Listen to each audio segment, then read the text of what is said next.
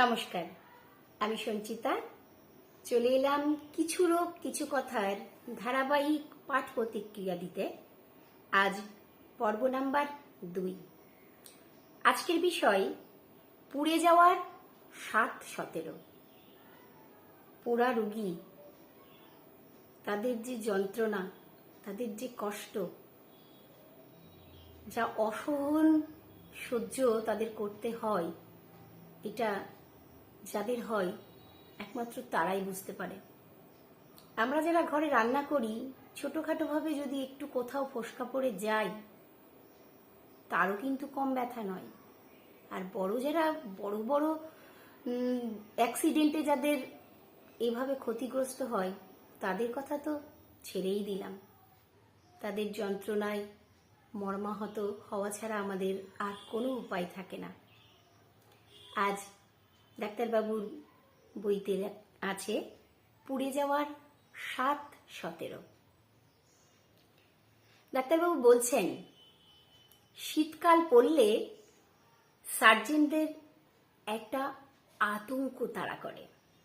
এই বুঝি পুড়ে যাওয়া রোগী হাসপাতালে ভর্তি হলো। আসলে পুড়ে যাওয়া রোগীদের একটা দীর্ঘ মেয়াদী চিকিৎসার প্রয়োজন হয়।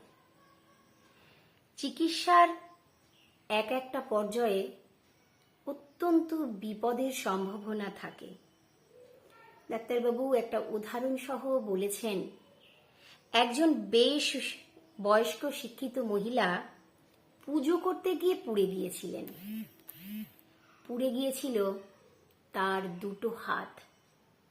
শেষ পর্যন্ত তাকে প্লাস্টিক সার্জারি করতে হয়েছিল। আসলে সেই বয়স্ক মহিলা মজা করে বলেছিলেন, আসলেই তার হাত নয়, পুড়েছে তার কপাল।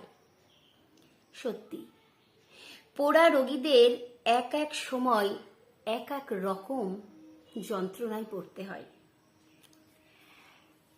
আমাদের যে শরীরের ত্বক বা চামড়া, যাই বলি না কেন, সেটা যদি কেটে ফেলা হয়, প্রথমে থাকবে এপিডার্মিস, তারপরে তার তলায় ডার্মিস। ডার্মিসের নিচে থাকে সাবকিউটেনিয়াস ডার্মিস। এখন এপিডার্মিস আর ডার্মিসের উপরের অংশটা যদি পুড়ে যায়, তাকে বলা হয় সুপারফিনিশিয়াল বার্ন। আর যদি তার নিচের অংশ পুড়ে যায়, তাকে